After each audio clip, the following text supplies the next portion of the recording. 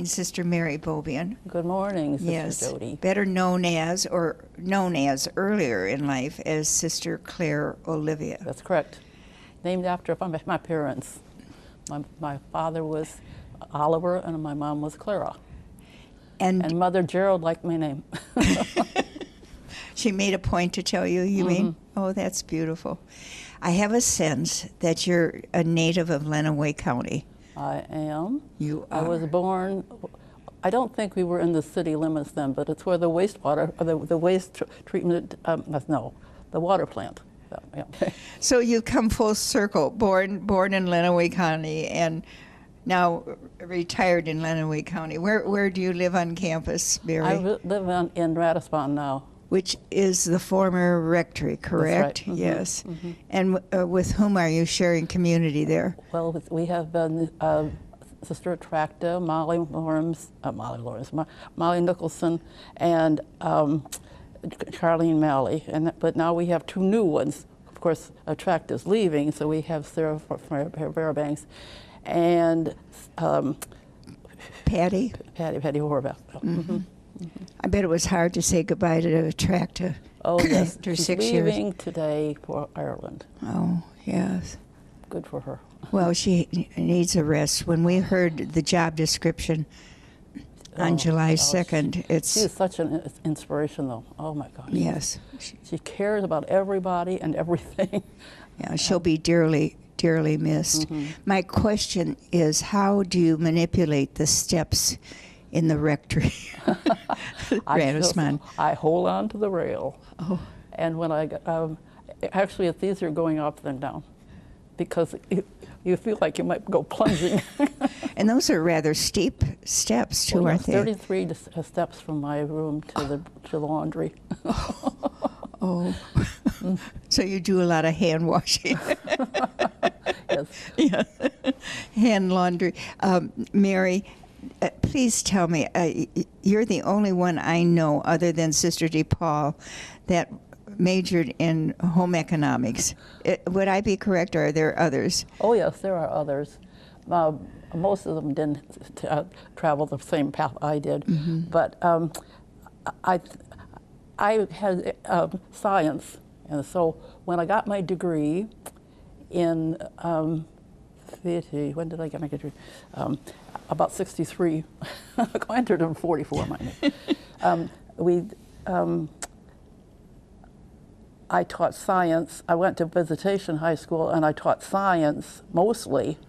And then we had a religion class, of course, and then I have one sewing class. So I was very happy that I was, and the principal was delighted that I could teach science because if you're home ec and you're only one class, well, what do you do?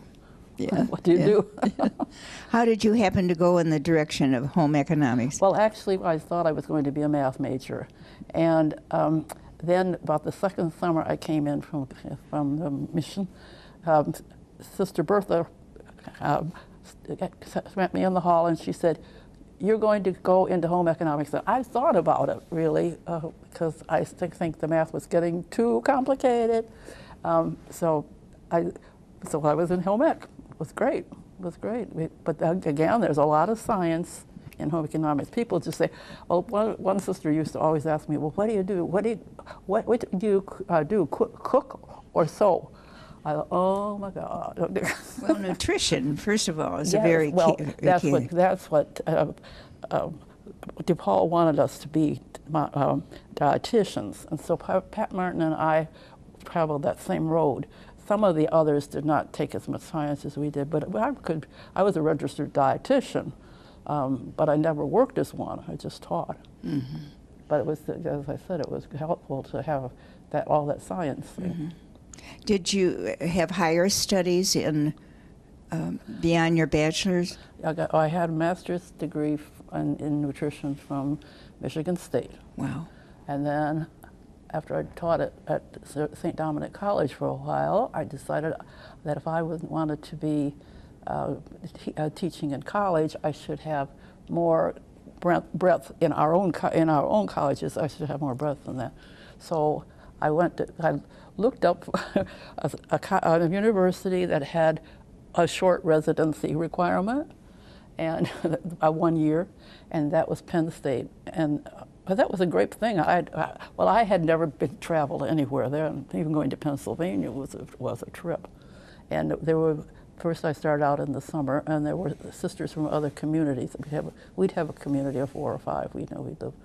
We lived one time we lived at a fraternity house, so I think I got my degree faster than anyone else that ever went through there, because when I know I was about 40 when I started, and my advisor said, "We'll get you through fast," and we did. And this was a doctorate, right? A doctorate, yes. In less than 3 years. Yes. Oh, yes. my. Mm-hmm. Well, how brilliant. And then the other good thing, I had another professor. He was beautiful. He was always so handsome. And his name was Vladimir de Lissaboy. And I had a class with him the first year. And so he said, I think probably the habit helped. I'm going to get you a fellowship. Well, a fellowship was a free ride for the rest of the time, including some spending money. And so that covered your expenses, everything. Wow. Everything, room and board, and the studies and everything. Well, God bless him. Mm-hmm. Yes. Yeah. And then who snatched you up, because now you had a PhD in, what was it, individual and family development. Development, mm-hmm. yeah. Which made me have more broad. And marketing. Yep. You were marketable. Incredible. Yes. Well, I was expecting to go back to St. Dominic College, but that was 1960, about 69. And Rosemary Ferguson called me at the university, and she said, "Well, you're not going back to St. Dominic, we're closing it. You're going to Barry." So I finished all of my writing and everything, and my dissertation was being printed. And so I went to Barry in January of 70. And when I got off the plane, the first thing I said was, "My gosh, your cars are clean." Anyway. From the winters of Pennsylvania to the... So I think I did pretty well at Barry. One of the things I'm proud that I did was to start a daycare, like a little daycare center. Oh. And it was the sister, not one of ours, who had experience in Montessori. So we didn't call ourselves Montessori, but she used the Montessori methods, and so it was really great. But after I left, it went. Mm-hmm. Well, anyway, I stayed there, and we had some nice things. We started. One of the things we did was to FYU, was Florida International University, started in about 1972, and they wanted to apply for a grant to do a nutrition program, and they wanted us to join. So we worked with them for quite a number of years, especially while the grant was in there, and so that was, I kept getting into things that were outstanding, and a lot of the faculty would be jealous of me. This happened later on too in Youngstown. But anyway, so then when you left Barry, you when I left stayed Barry, in Florida, I did not leave it on good terms. On good terms, I didn't. I left it because I knew that my home ec department was going to be dissolved. Mm-hmm. Mm-hmm. Is out. They wanted the space we had. That's all. And well, didn't the president of the president was not running the board of trustees. The provost or whatever he was running and he told the president what to do. She didn't even have a doctorate. She's one of our sisters. But she was wonderful, but she was not prepared. And she was not the one to be her president. So I started to look, and so the first year, 75, I was working for East Coast Migrant Head Start Project, which was something, I think it was through NCWR or something like that. So I didn't do very good at that. That was my failure. Well, didn't you always want to be a missionary? Oh, yes, I did, sort of. I mean, when you were in high school. Well, when I told Sister, let's back up to that. Yeah. When I was in high school, I was in the 11th grade, and I was only 14. And this was at St. Mary's here in In town, yes. Mm-hmm. Well, we lived on the farm, and so I had to come in. A couple of years, I lived with different people here, like their child, their maid or something, and their nanny. Their nanny. Yeah, the one woman had 2 children. And that was because you were quite a distance from yes, the high school. Yes, you were in Morenci at the time, or Sand Creek? We were in. Well, our address is Adrian. The farm is 7 miles down from Adrian, and you see the sign for Fairfield, and then we went 1 mile that way. So. That worked out for those 2 years, but the 1 year I went to a family that had 5 children, and the mother was working, and it was just, and so this was not very good. So I just went home that year, and walked out 1 mile out to 52 and got on the bus for the Adrian college kids, Adrian high school kids, and that was it. I like that though. I love to walk. Well, anyway, yeah, that was. Yes, but how did the missionary desire come in your life? One day, this was in April when I was a junior, and I'm telling you, I'm still 14, and but Mother Gerald did the arithmetic and saw that I could be allowed to become my vows when I was 16. Well, well. So I said to Sister Ann Celeste, who was my favorite of our 3 teachers in high school. You had 3 sisters in high school. How many students were there at St. Mary's? 75. Oh, my. But the 3 of them had to teach everything. We didn't have home ec. So I said, I think I'd like to be a sister, probably a missionary. And she said to me, we're going to go see Mother Gerald.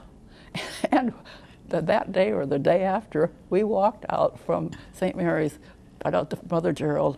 And as in walked. We walked out and we walked back. And Mother Gerald says, I want to see your parents. So they brought my parents in. And I don't know, my parents never ever remarked about it or anything. I don't know. I think that these 2 powerful women were so overwhelming for them.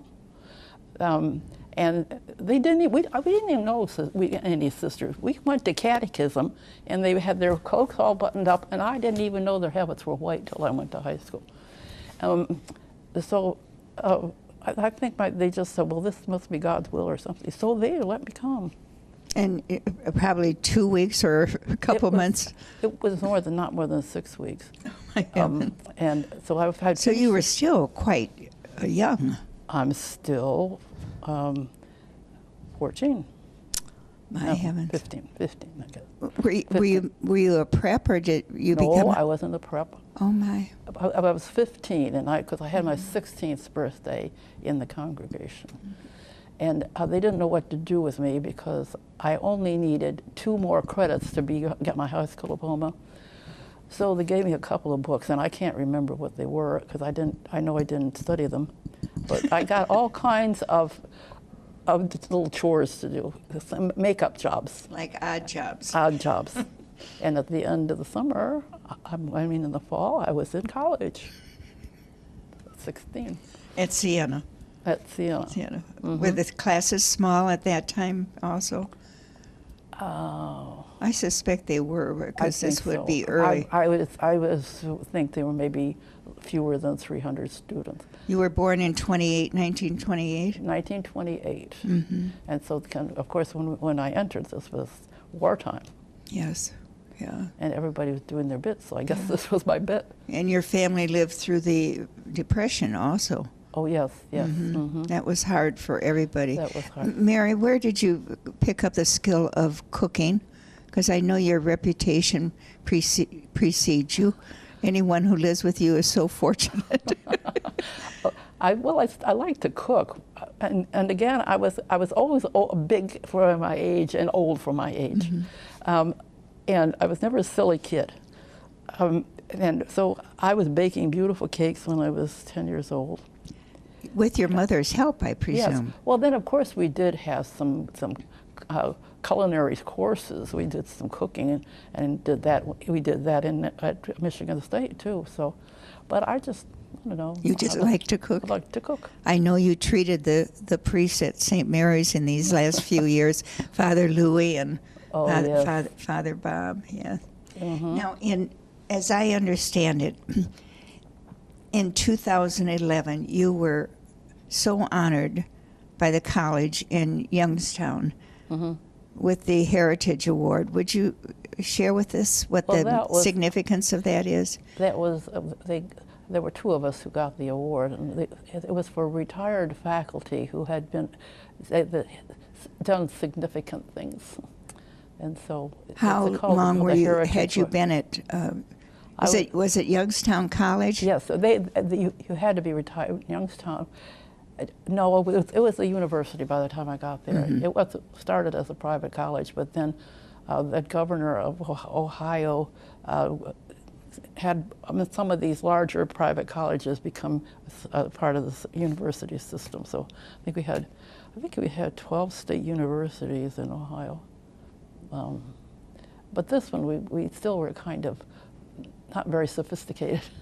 But the way I understand it, you went from Florida to Youngstown. That's correct? Right. Well, it was April when I decided that I couldn't do the Head Start thing anymore, and so I wrote to some people who had advertisements in the paper, and I guess two of them didn't even answer me, but the one that did was Youngstown, and so I went there, and if I put my feet on the campus, it was very pretty. Most of the buildings were new and were fairly new, and the little trees were blooming, and they were real little trees that were blooming, and it was just wonderful. And I just thought, I can make it here. And so they hired me. Well, what are some of the things that you're proud of that you brought about there at Youngstown? Well, we had, within a couple of years when we were there, we were affiliated with the medical school. And in fact, it was affiliated with Akron and Canton or something. Anyway, and my dean showed me this little pamphlet, this little folder, and it said about this grant to work with medical schools. Well, that was a perfect place to do it because we were already doing that. So, so I worked with one of the doctors who was on the staff there at the medical college. And I would go drive over there, and we'd write up the stuff, and then they would do their word processing. That was before computers, of course. And by gum, there were 11 of these grants given in the country, and we got one of them. And we had $100,000 for each of 3 years, so that was $300,000. Wow. And so we had to hire somebody, of course, and all that kind of stuff. But some of the faculty were saying, well, how did you get it? Like, why didn't I get it?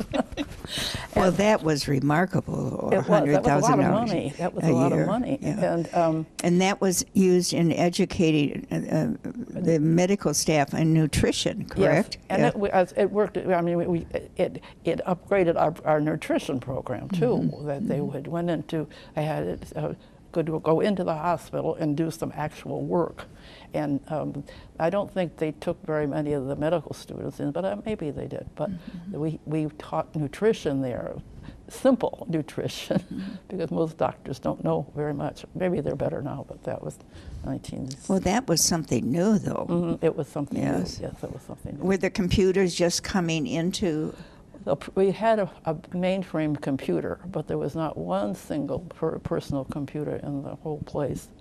And So, well, we had the money, and so I arranged to have 3 computers brought into our department. One of the women was already competent, but so then again, that's the faculty. Well, how did you get computers? It was really funny because they had to do all kind of wiring between the mainframe and our department to get these things working. Well, anyway, that was well, we had some other grants like that, and there I didn't say it yesterday. One of my things that I'm proud of that I did at YSU was start, because I was teaching a lot of things about family and child care, childbirth, and all that kind of stuff. And I started a daycare center in the YWCA, which was right across from here. And when I went to Youngstown in May this year, they're still going. And they're beautiful. It's beautiful. Oh, how in wonderful. the YWCA. Congratulations. Yeah, My. Little did you know what seeds you were planting. I started about 1984, I think, or so. How long were you at Youngstown State University? 19 years. Well, then Did you ever have a break during that time? Yes, I did. I had a sabbatical, and I said, I am going to Africa. So I looked around at some religious communities that were in Africa, and then somebody said, well, why don't you go to Kenya? Is that where Katie and Joan Mary were? Yes. And Katie McGreal. Katie McGreal. I was there. Well, I was in Africa about 5 months altogether. So I was with them for a little over 3 months, and I took a side trip to Egypt because one of the faculties, our faculty's husband was Egyptian, and he says, if you're going there, that's close, you have to go see my sisters in Egypt, in Cairo. So I did. That was wonderful. So that was starting to count up my countries, you see. Yeah. And then the other place I went was Ethiopia. I had written, as I said, I had written to some other sisters who were serving in Africa, and that one was from. She was a native of Columbus, Ohio, and she was running hospitals. Ethiopia sounds like a very exotic. Oh, it is. Is it really? And then the last day I was there, I met a young woman who at the time was living in Germany with her husband at the embassy. He worked for the embassy, and we never lost contact. She had been here twice to visit me, and so yes. I know, Mary, I'm aware of these, and I want to thank you for this. I know you have spent time and energy in the archives at Siena Heights University, and you first got started by that, with that task. I shouldn't call it a task because it's a wonderful ministry, by one of our sisters who was at Siena. Well, Sister Helen Duggan had retired, and she was so faithful to Siena, and she and Marie Irene were looking into the history of it. The first thing they did was do a history of the rooms, and there were little plaques on all the doors. Now this was only done in Sacred Heart Hall, but and then she started to collect things, and she did all the business of getting the archives organized. When I came, she sent me word, could I come over and help her, because she knew I was just whittling around at the time. This was in January of '97. And so I went over there, and she said, I have a lot of things here. She collected from around the campus, but she said, but I don't know, we need record groups, and I don't know what they are. I said, well, let's look at the organization chart. So that's where it is. The organization chart has changed quite a bit since then, of course. Yeah. What do they do now with the electronic information. Well, that's the thing. I get hardly any donations anymore because Yeah. it's all in the computer. Yes, I hope someone's saving it. I hope so. I want to thank you too for the information you used to put on our listserv of past history at Siena and how our sisters were involved, or how Siena even was growing at that time. So know that those have been appreciated in the past. I've got one right by my computer right now, and I think I should put it on. Oh, I think everyone Well, I think enjoys so, that. yes. So thank you for doing that, and thank you for your time today. I really appreciate it. Well, We didn't get to South Africa, but I know that's dear to your heart too. Oh, yes, yes. I've spent about 4 years there. 4, yeah. In two different places. Mhm. So you became a missionary. I became a missionary. And when Helen Walsh and I used to talk about that, we wanted to be missionaries. Well, she never got to be, but I did. You did. And when I was 70 years old. Amen. Amen.